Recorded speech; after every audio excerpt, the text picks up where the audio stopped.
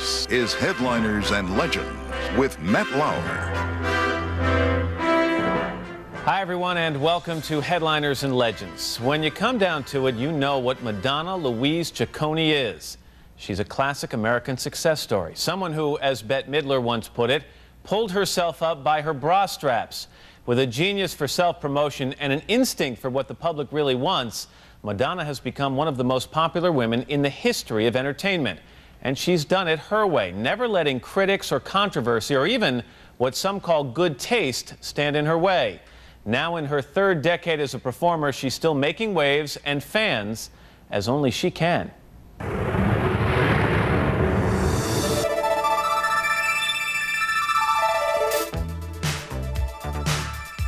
She burst onto the scene, a ragtag ball of sexual energy, and she's been changing her image ever since. Express yourself, don't repress yourself. All the while challenging views on sex, race, and religion. I like to provoke people, and if there is a dangerous element, that's exciting to me. And now, in her mid-40s, she's a wife and mother. But still, Madonna is thrilling audiences around the world. Of course, as one of 8 children, she learned early on how to stand out in a crowd. August 16th, 1958, Madonna Louise Ciccone is born in a suburb of Detroit, Michigan. Her father, Silvio, is an engineer at Chrysler. Her mother is a homemaker. The baby is named after her. She was beautiful and very loving and devoted to her children. Madonna is the third of 6 children. In 1963, the Ciccone's family life is shattered. Madonna's mother has breast cancer. After a year-long struggle, she dies at the age of 30. It's a crushing loss for 5-year-old Madonna, something she will look back on for decades to come as the defining moment of her life. My mother dying, I think that had a lot to do with me saying, well, you know, after I got over my heartache, I'm going to be really strong then. Or if I can't have my mother, I'm going to, you know, take care of myself. That strength and a brash ambition will become trademarks of her career. But when Madonna's father remarries and has 2 more children, it's a trademark of competing in a house full of kids. When you want your parents' attention, and you don't want the hand-me-down clothes, you know what I mean? You want to stand out, you want to be treated special. In school, she's a talented dancer, actress, and cheerleader. She's popular, especially with the boys. She's also a top student. Madonna is an achiever, but she's no goody two-shoes. She's exactly the same person she is now. I mean, she's always been really, you know, tenacious and, you know, creative and stubborn and strong-willed. Just because I was doing good in school doesn't mean I wasn't rebelling against my parents. Wanting to wear dresses above my knees and wear lipstick and go out on dates with boys was considered rebellious. It is a strict Catholic upbringing. Madonna will later say she turned out the way she did because she grew up with so many old-fashioned values to rebel against. But she's a rebel with a cause. She's determined to be a star. Now attending Rochester Adams High School, Madonna takes dance lessons from someone who inspires her to reach for her dreams. His name is Christopher Flynn. He encouraged her to quest for new experiences. He would take her as a teenager down to the gay discos in Detroit, Men Joe's, and some of the other dance clubs, and opened up a whole new world for her. In 1976, Madonna earns a scholarship to the University of Michigan to study dance. She's only 18 years old, but she's not exactly a wide-eyed freshman. She was very much a flirt and a bit mouthy and irreverent, definitely. But as seen here in rare footage from her dance class, the free-spirited Madonna also impresses her classmates with her discipline and talent. Her legs were off and bruised up from doing a lot of floor work, so she was very much a disciplined dancer as well. Madonna quits college after 2 years and heads to New York to become a dancer. She steps out of a taxi in Times Square with no job, no place to stay, and only $35 in her pocket. She gets a job at Dunkin' Donuts and eats popcorn for dinner. She was always someone who could write home for money, go back to college. But I think she was so determined to do everything on her own that was never an option in her mind. It wasn't about making money. It was about just pursuing some kind of dream to like sing or have fun, be a part of something. Madonna finds a home in the gritty bohemian world of Manhattan's East Village. At times, it's a cruel life. Her apartment is burglarized, and she's raped. She is devastated. I mean, she could have ended up really a tragic figure those first years. But she simply refuses to give up. She gets work as a dancer and wins a part in an independent film for $100. Do you think for once that any lover of mine could be tame? It's not possible. She also poses nude for several photographers for some easy cash. The pictures will resurface once her career takes off. But when a boyfriend teaches her how to play drums and guitar, a career, if not yet a star, is born. I don't think that she started off wanting to be a musician necessarily. I think she started off wanting to be a time bomb. 22-year-old Madonna becomes a singer, forms her own band, and starts writing songs. To make ends meet, she actually moves into a building where she's renting rehearsal space. There's no kitchen or bath, so the sink in the ladies' room will have to do instead of a shower. But life's not the least bit dreary. Madonna soon becomes a fixture at dance clubs. She was a lot of fun. She didn't get high, you know. She was always up and wanted to go places. She had a real sexual energy, you know. She was always like the one that was kind of putting herself out there in front of the guys, and I was like, check you out. One of those guys is DJ Mark Kamens. Well, obviously, I had seen her dancing on the dance floor first. I said, wow, man, who's this chick? You know, she's an incredible dancer. Madonna is a force of nature, and like so many others, Kamens is smitten. He also thinks the song she's working on is a winner. Yeah, I've been watching you. It's called Everybody, and soon it will change everything. Everybody, come on, dance and sing. Everybody, get up and do it. It's 1985, and Madonna is the hottest star in pop music.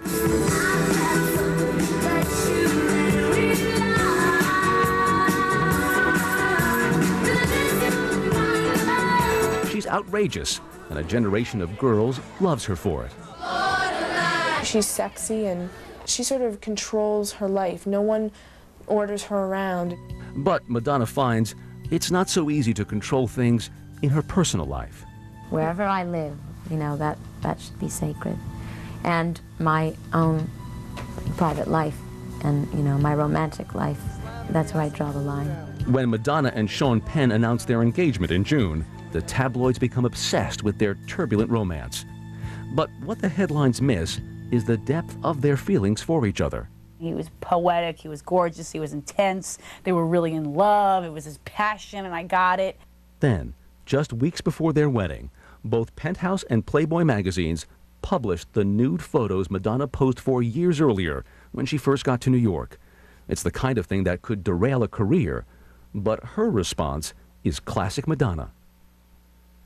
Any normal person in her position with a teenage following, this would have ruined their career. With Madonna, it was like throwing gasoline on a fire. She got bigger and bigger because of it. On her 27th birthday, Madonna marries Sean Penn. It has all the trappings of the wedding of the decade. The Malibu setting, Madonna's $10,000 gown, a who's who celebrity guest list, including Tom Cruise, Martin Sheen, and David Letterman. As I'm looking down, I see Cher, Andy Warhol, all these, like, you know, celebrities that I've only seen on television or in the movies, and I'm like, oh my God. But swarming reporters and hovering helicopters turn the ceremony into a fiasco. Guests can't even hear the exchange of vows. Sean is enraged. Her wedding with Sean was like being in Saigon or something, you know? Well, I mean, you have a helicopter hovering, you know, 50 feet over your head, you know. It certainly changes the environment. The wedding does not go as planned, but unlike Sean, at least in public, Madonna can laugh about it. Do you take him to be your husband? Yeah, fine, whatever, great. You take him? I can't hear you.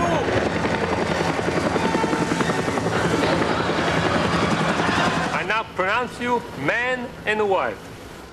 After the wedding, Shawn and Madonna make the movie Shanghai Surprise together. It's Madonna's first crack at a big-budget Hollywood film, and it's a disaster. One reviewer says it is awesome in its awfulness. Something went horribly wrong on Shanghai Surprise, and I think if Madonna were editing her own highlight reel, that would not be on it. The movie is downright dull compared to the drama in her real life. Shawn's violent temper seems out of control. He attacks several photographers, and there are even reports that he lashes out at Madonna. The tumult of the marriage is played out in public, and the pressures are just too much. Shawn and Madonna divorce in 1989 after just 4 years of marriage. Ultimately, it was doomed, but there was a passion there that I think to this day Madonna probably feels some kind of burning feeling about Shawn on some level. It's like they couldn't live without each other, and yet they couldn't live with each other. I think I've never loved anyone with such a pure idealism as I loved Shawn. Madonna is 31 years old. She has passed the age of her mother's death. She's keenly aware of the milestone and begins to think of motherhood for herself. It is a poignant time in her life, and it's reflected in her music. I think it was at that point that critics, like myself, started looking at Madonna and saying, well, we can't just think of her as a pop phenomenon. She's an artist. We have to take her seriously. Like a Prayer is her most thoughtful work yet, but it's also a volatile mix of race, religion, and sex. Like a Prayer is a controversial video on several levels. It has interracial love, plus it has Madonna as a brunette. So that in itself is controversial. The video sparks an instant uproar. Religious groups denounce what they call the blasphemous use of Christian imagery. Pepsi cancels a new ad campaign using Madonna. But not everyone thinks Madonna is outrageous and irresponsible. AIDS is becoming a worldwide epidemic, and Madonna forms a special bond with the gay community. She puts safe-sex pamphlets in her albums, becomes a champion of gay rights, and she's a staunch ally in the war against AIDS. We can stop it from spreading any further by educating ourselves and finding out the facts. For Madonna, it becomes a personal journey as she loses several friends to the disease. When word got out that she had paid for all the hospital expenses for her ex-roommate who later died of AIDS, that was a wonderful statement of her caring for a friend. And this is the person who's supposed to be so cruel and callous. Coming up. Come on, girls! You believe in love! Madonna is about to bear all as she enters a period of sexual exploration that shocks even some of her biggest fans. Hey, Madonna, you crossed the line in my book, babe. It's just too out there. In the early 80s, when Madonna's career was budding, she said her goal was nothing less than to rule the world. By that decade's end, she seems to have the material world right where she wants it. As for those who think that the mania over America's new sex goddess has surely peaked, well, they haven't seen anything yet.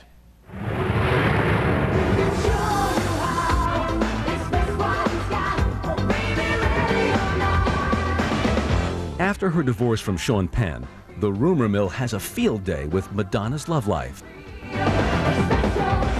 There are Madonna sightings with a smorgasbord of A-list celebrities, including Michael Jackson, John F. Kennedy Jr., and even comedian Sandra Bernhard. No more erotica. Madonna and Sandra had a lot of fun playing with each other's sexuality on talk shows and letting us wonder, are they more than girl pals? What's going on here? And I think they had a big laugh just doing it. One relationship that's for real is with screen legend Warren Beatty. Is she gonna arrest me? They become a high-powered Hollywood couple and star together in the movie Dick Tracy. I know how you feel. You don't know if you want to hit me or kiss me. I get a lot of that. You look fabulous. What's next? Perfection.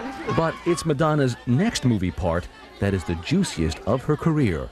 She plays herself in Truth or Dare, a revealing behind-the-scenes documentary. It's life on the road, Madonna style. In the film, Warren Beatty is an uncomfortable player in the shadow of Madonna's spotlight. Do you want to talk at all off camera? You have nothing to say. She doesn't want to live off camera, much less talk. I think that's what it is. There's nothing to say off camera. Why would you say something if it's off camera? Beatty, like some drawn into Madonna's orbit, appears uneasy in her world. But Madonna seems to enjoy the craziness. And with a knowing wink, she's even able to make fun of herself. The #1 babe of all time, a native of the Detroit area. You may know her as the Material Girl. Ladies and gentlemen, I give you Madonna. She's the queen of Babylonia. Garth, we're in Madonna's bedroom. Whoa! Whoa! We're not worthy! We're not worthy! Okay, shut up. You're both worthy. Behind the jokes and torpedo bras, Madonna establishes herself as one of the most powerful women in show business.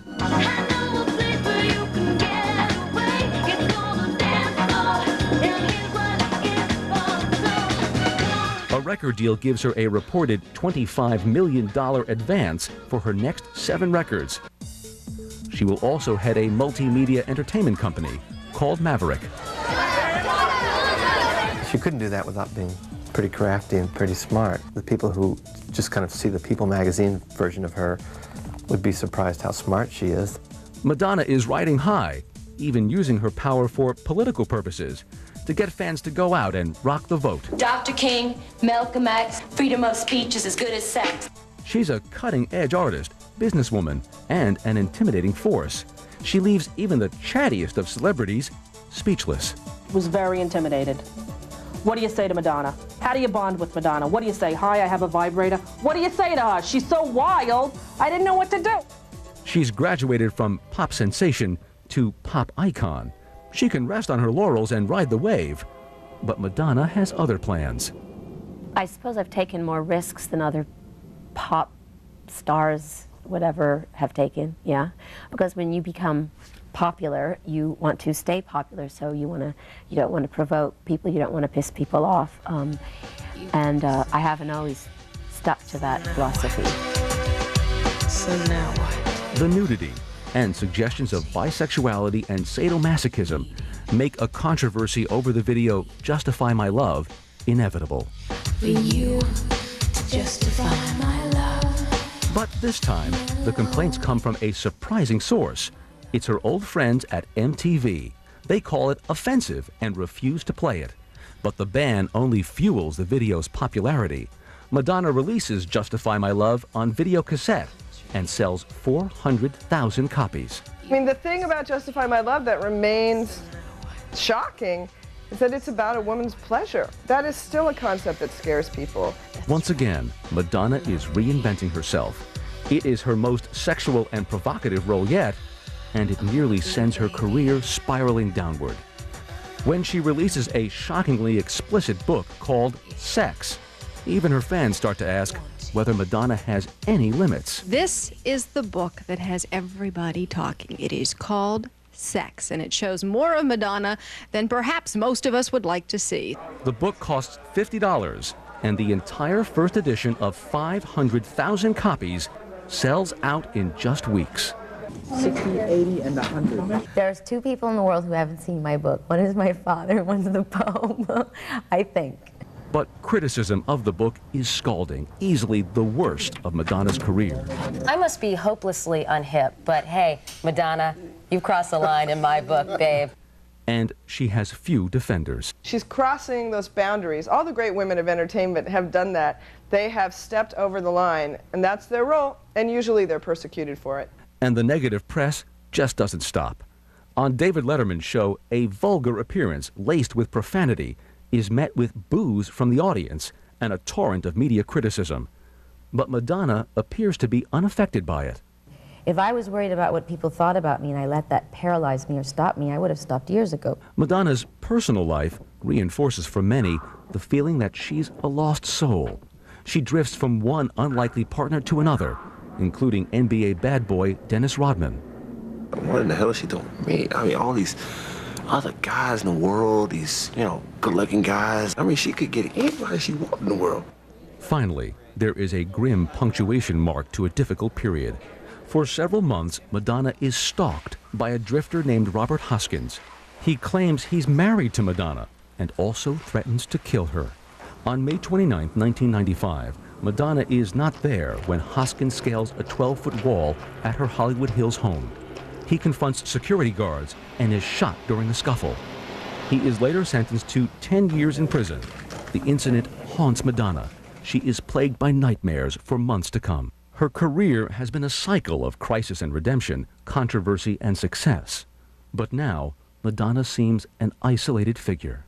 You know, later when we were talking about it, she said, you know, that was probably one of the lowest points in my life. Coming up, Madonna reinvents herself once again and finds a more traditional way of shocking people.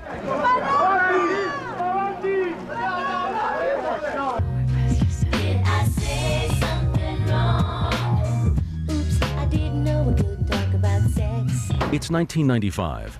Madonna has just come through the most difficult time of her career, with her reputation in tatters. I cannot be concerned with that. I can only be concerned with being true to myself and doing what I believe in. Imagine what it's like having a whole world or, you know, media telling you that you're no good. Cynics say she's selling sex and controversy for big bucks.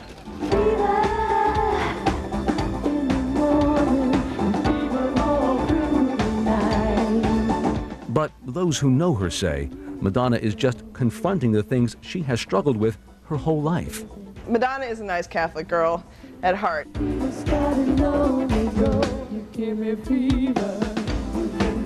And any nice Catholic girl is all about rebellion.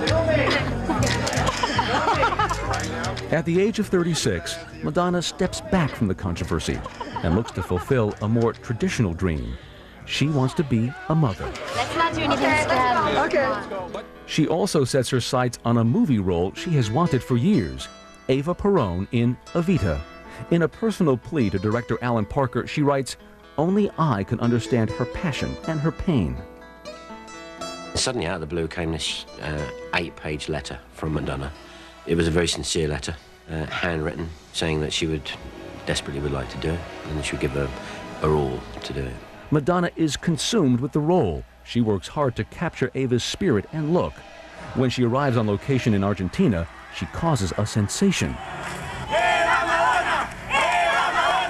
But many Argentines are furious it is Madonna, of all people, who will play their beloved Evita. The way people have reacted to me portraying Eva Perón and saying, oh, she's vulgar, look at her past, she's not fit to play such a saintly, incredible woman, is exactly what she had to endure and go through when she was in power. There were so many people against her, and they accused her of all the things they're accusing me of now. Madonna feels intense pressure, and as production starts, it's compounded by a secret she's keeping. She's pregnant. This is my special someone. The father is Carlos Leon, a fitness trainer Madonna met while jogging in New York Central Park. I put surviving this shoot and being, well, I'm almost 5 months pregnant now, I put that down to the fact that I have a guardian angel watching over me. The material girl as the maternal woman has tongues wagging. One Hollywood executive says a child will either ground Madonna or it will be a rerun of Mommy Dearest. Her friends have more faith. I think that she's going to be a great mother, and I think because her mom died when she was so young that she's, you know, really wants this child and is invested in being a great parent. Of course, nothing is simple with Madonna. Even the trip to the hospital is an ordeal. When she goes into labor, she sends a motorcade speeding out of her house as a decoy to divert the photographers waiting outside. The gate breaks open and limousine goes flying out, bodyguard goes flying out, her manager goes flying out, and all these people who'd been casing her house for weeks, you know, followed them. As the paparazzi give chase, Madonna lies on the floor of her brother-in-law's car beneath her little nephew and rides to the hospital in peace. I remember my son, who was probably 4 at the time, looking down at his aunt, you know, in labor on the floor of the car beneath his feet, you know, up in the car seat, you know, wondering why. Lourdes Maria Ciccone Leone is born on October 14, 1996. Madonna calls her Lola. But she is named for the Catholic shrine in Lourdes, France, where the waters are said to cure illness. They are the very same waters that were sent to Madonna's mother when she was dying from breast cancer 33 years earlier. At the age of 38, Madonna says she feels reborn. It is a renewal of life made all the more poignant because of the loss of her own mother. The public is fascinated by Madonna and child. But Carlos and Madonna soon end their relationship. The press dismisses him as little more than a sperm donor. That has really hurt me, actually. I think it's really hurt Carlos. I mean, I've taken it as an insult because Carlos and I had a relationship for 3 years before we decided to have a child.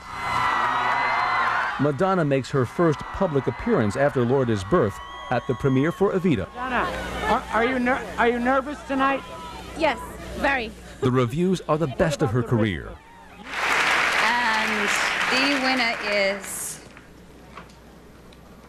Madonna Evita. She wins a Golden Globe for Best Actress. I have been so incredibly blessed this past year, and I have much to be thankful for.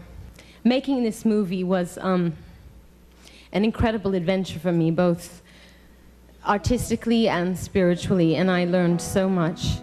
Now, Madonna decides to focus on motherhood. For the first time since she came to New York as a teenager, her career takes a back seat. My daughter is more rewarding to me in so many ways that I could even express to you. So, you know, you have to take the good with the bad. I won't say that being a mother is easy or it's always fantastic and blissful, but it is incredibly rewarding. You only see what your eyes want to see. Madonna emerges from the chaos that was her life of the last few years and begins a spiritual journey. She practices yoga and explores Eastern religions. The chameleon changes her look once again, but this time from the inside. She's doing it very gracefully. And she's making, you know, it's all about her own time. She's doing things when she wants to do them, you know, and finally she's starting to chill out a little bit, and it's so nice to see. Madonna also studies the centuries-old Jewish mystical tradition of Kabbalah. Oh, so a tremendous change in Madonna's life. Change as far as being less a victim. I do see those changes. She's more sensitive, kinder, warmer. Who's babysitting tonight? My nanny! After 4 years, Madonna decides it's time to make music once again. I've changed my mind. Her career has always been autobiographical, telling her life story through her songs. 1998's Ray of Light is no exception. Ray of Light was a risk because Madonna was being sincere, and she was being sincere about something that wasn't sex, about her self-exploration, you know, about spirituality, subjects that a lot of people consider soft or corny. As she enters her 40s, Madonna will make a new life for herself and find the man she hopes to spend the rest of her life with. She'll give Lola a little brother before gearing up to go back on tour for the first time in 8 years.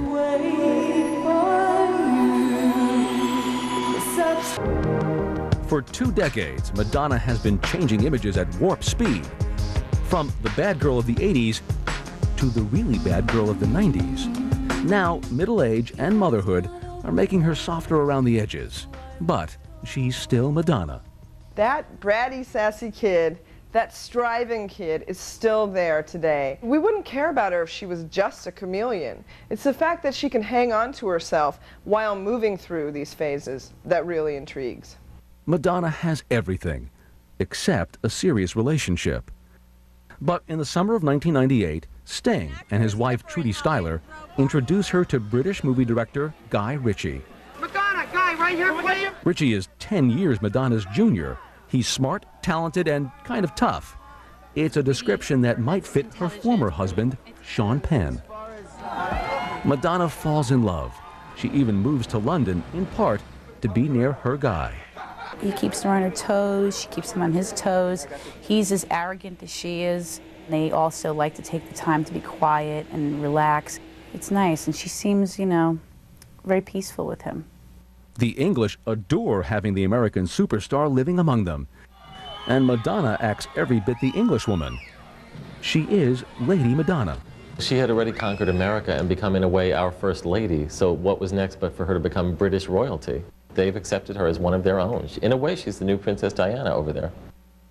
In the spring of 2000, there are rumors that Madonna is pregnant with Guy's child.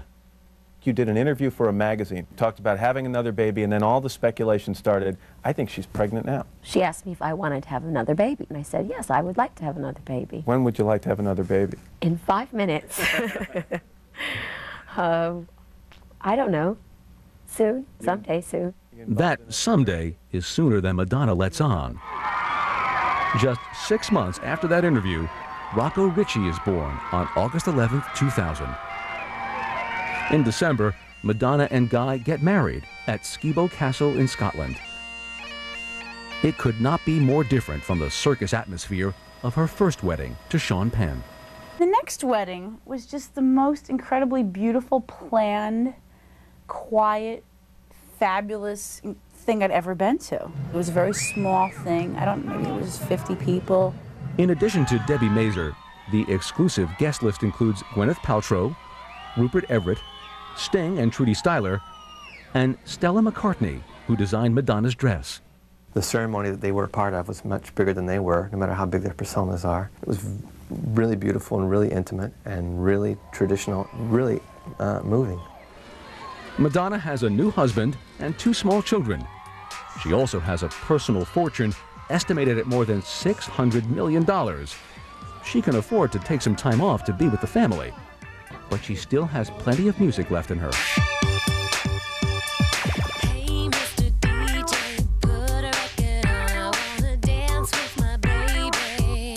Her 8th album, called Music, is the work of a prolific artist, still looking to grow. When I first started out, people didn't really think that my career as a singer would last very long. Did you have those doubts as well? Hell no. Madonna does find projects to do with her new husband, some of them controversial. The music video, What It Feels Like for a Girl, features an angry Madonna on a crime spree. It is played just once on MTV, then pulled because it's deemed too violent. This is not what I pay you for. A more lighthearted venture is a 6-minute commercial for a BMW website. Coffee. I want my coffee! The commercial, directed by Ritchie, pokes fun at the superstar he likes to call the Missus.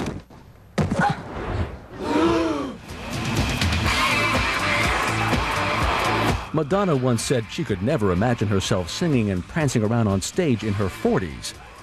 But as she approaches her 43rd birthday, she is doing just that.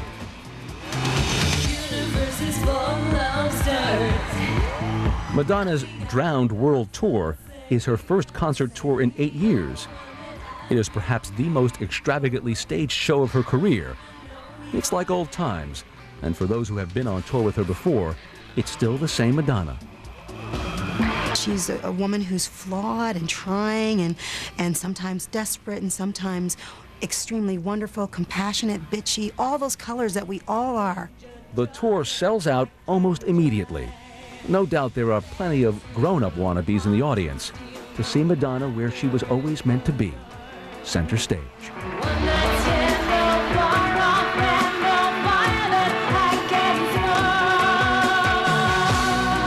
She's created this legend for herself, and she's not trapped in it. It's exactly what she wanted.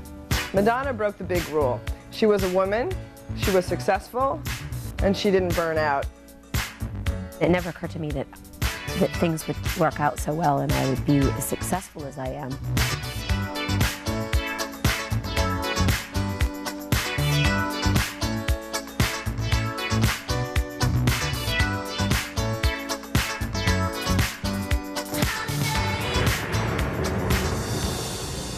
In her typical style, Madonna is unabashed in praising the charms of her husband, Guy Ritchie.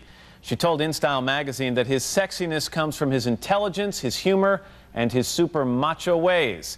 Asked if he needs to get in touch with his feminine side, she said, no, that's my area of expertise. He can get in touch with my feminine side. I'm Matt Lauer. Thanks for watching.